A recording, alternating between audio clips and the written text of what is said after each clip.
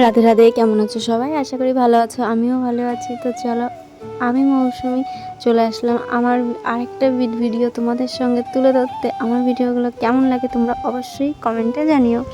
তো সকালবেলা দেখো পুজোটা দিয়ে ফেলেছি, আর পুজো দিতে কারই না ভালো লাগে। আর সকালবেলা তো পুজোটা দিয়েই ফেলি আমরা। কোনোদিন মা দেয়, কোনোদিন আমি দিই। হ্যাঁ, তবে বেশিরভাগটা মাই দেয়। যেদিন সকালে আমার কাজ থাকে না সেদিনকে সব বাসি কাজ করে তারপরে আমি পুজোটা দিয়ে ফেলি। কারণ এই স্নান করা আর পুজোর কাজগুলো করা, এইটা যদি হয়ে যায় তাহলে অনেকটাই ফ্রেশ লাগে। মনে হয় যে না, কাজগুলো তো হয়ে গেছে, এখন যদি একটু টাইম বসেও থাকি কোনো আপত্তি নেই। দাদুর ঘরেও পুজোটা দেওয়া হয়ে গেল। তারপরে চলে এসেছি বেগুন তুলতে। দেখছিলাম যে গাছে বেগুন আছে কিনা। তবে বেগুন ছিল, অল্প কাটা ছিল, বেশি হয়নি। গাছগুলো কেমন যেন হয়ে গেছে জানো তো। গাছগুলোকে সার দেওয়া হয় না তো, আমাদের কোনো গাছেই সার দেওয়া হয় না। যেভাবেই হয় সেইভাবেই আমরা খাই। আসলে সার ওষুধ তো দেওয়া অতটা ভালো না, তার জন্য আমাদের বাড়িতে কোনো শাকসবজিতেই সার ওষুধ দেওয়া হয় না। আর এই ছোটো ছোটো বেগুনগুলো খেতে না ভীষণই ভালো লাগে, কিন্তু আমি খেতে পারি না। যদিও বা খাই তাহলে আমি নিম পাতা দিয়ে তারপরে খাই, কারণ বেগুনের মধ্যে নিম পাতা দিয়ে খেলে আমার অ্যালার্জিটা একটু কম হয়। আর বেগুনটা তো খেতেই পারি না, তার জন্যই নিম পাতা দিয়ে খেতে হয় আমাকে। এই বড় বেগুনটাই দেখো কত সুন্দর বেগুন হয়েছে, ছোট ছোট কাটা হয়েছে আর বড় একটা হয়েছে, এখনও বেশি বড় হয়নি। তার জন্য এই গাছের বেগুনগুলো আর ছিঁড়লাম না। এইগুলো থাক, এইগুলো পরে ছিঁড়ে নিয়ে যাব এক সময়। এই যে আমার ছেলে বসে আছে, ওরে বলছি খাতা নিয়ে আসতে, ওই দেখো টাকা নিয়ে বসে আছে, তবু খাতাও নেবে না আর টাকাও রাখবে না।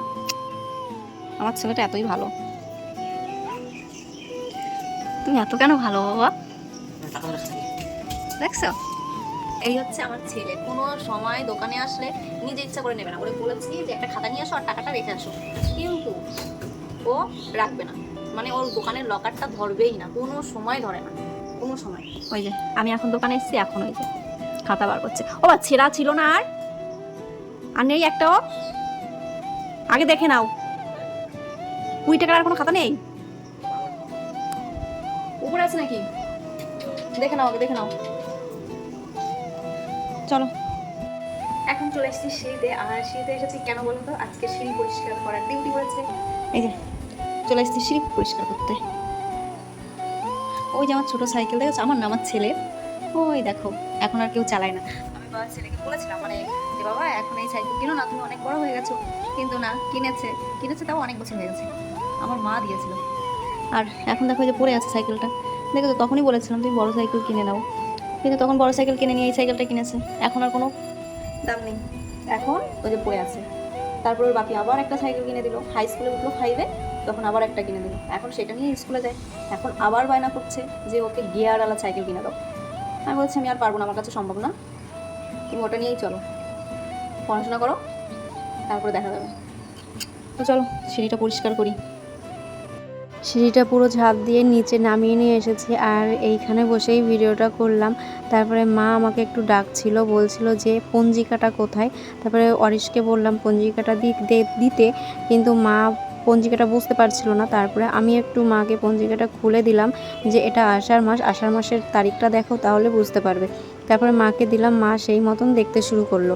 তারপরে সিঁড়িটা আমি ঝাড় দিয়ে তারপরে চলে এসেছি মুছতে। আর মোছার সময় একবারে আমি গ্রিলটাও মুছে নিচ্ছিলাম, কারণ গ্রিলটা এখন যদি না মুছি পরে আবার আমার জল নিয়ে উপরে আসতে হবে মোছার জন্য। তাই একবারেই মুছে নিয়ে যাচ্ছি, তাহলে আমার একই কাজ দুবার করা লাগবে না, আর আমার ঝামেলাটাও মিটে যাবে তাড়াতাড়ি করে। আর এই গ্রিলগুলো যদি না মুছি তাহলে কি বলতো, সেই ধুলো এত পরিমাণে হয়, আর রাস্তার কাছে বাড়ি হওয়ার জন্য এটা আরও বেশি করে হয়। আর এখন তো বৃষ্টি হচ্ছে, তার জন্য একটু কম পড়েছে, তবুও ভাবলাম যে মুছে নিয়ে যায়, তাহলে তা না হলে আবার একদিন আমার এখানে উঠে তারপরে আবার মুছতে হবে। এই ঝামেলা কে বারবার সহ্য করে বলো?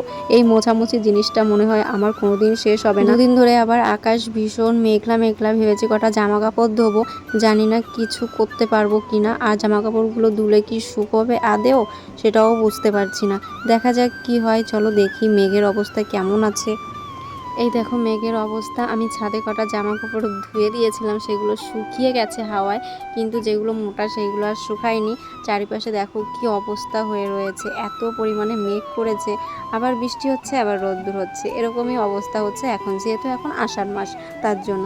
তারপরে বিকেলবেলা দেখো আমি ঢং করতে বসেছি, মানে কি বলো তো, আমি একটু মুখে ফেসিয়াল করতে বসেছি। মানে আমি কোনোদিন মুখে ফেসিয়াল টেসিয়াল করতে যাই না তো পার্লারে, তার জন্য আমি বাড়িতে বসে যেটুকুন চেষ্টা করি করার সেটুকুনি করি নিজে ইচ্ছা করে। তো মাঝে মাঝে একটু করতে হয়, নাহলে মুখটা অনেক খারাপ দেখা যায়, কেমন যেন ট্যান পড়ে যাচ্ছে, মুখে ডোরা ডোরা দাগ হয়ে যাচ্ছে, তার জন্য একটু মাঝে মাঝে মাখতে হয়। আমার এইসব না ভীষণ আলসেমি লাগে, মুখ চর্চা করতে, ফেসিয়াল করতে আমার ভীষণ একটা বিরক্তকর জিনিস, কিন্তু করতে হবে।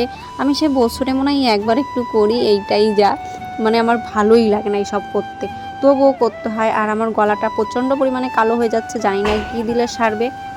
আমার এই গলাটার জন্য আমি আর বাঁচছি না, মানে এত কিছু লাগাচ্ছি তাও সেই গলার কালো দাগ মোটেও উঠছে না। এবার মনে হচ্ছে যে একটা স্কিনের ডাক্তার আমাকে দেখাতেই হবে, কিচ্ছু করার নেই। তো তারপরে দেখো আমি তো মেখে নিলাম, কিন্তু কি মাখছি সেটা তোমাদেরকে বলা হয়নি। আমি চালের গুঁড়ি মাখছি, আর এই চালের গুঁড়িটা ভীষণই ভালো মুখের জন্য বা স্কিনের জন্য। তারপরে এই দেখো ছেলে পড়তে বসেছে, আর পড়তে বসেছে কত ধরনের স্টাইল করে ভাবতে পারবে না। আর দেখো সারা জায়গায় বই বিছানো, আমরা ছোটোবেলায় সত্যি বলছি এরকম বই বিছিয়ে কখনো পড়িনি। আমার ছেলেটাকে যতই মানা করি, ও সারা খাটটা বই বিছিয়ে রেখে তারপরে পড়বে। আর আমিও একটু লিখছিলাম বসে বসে।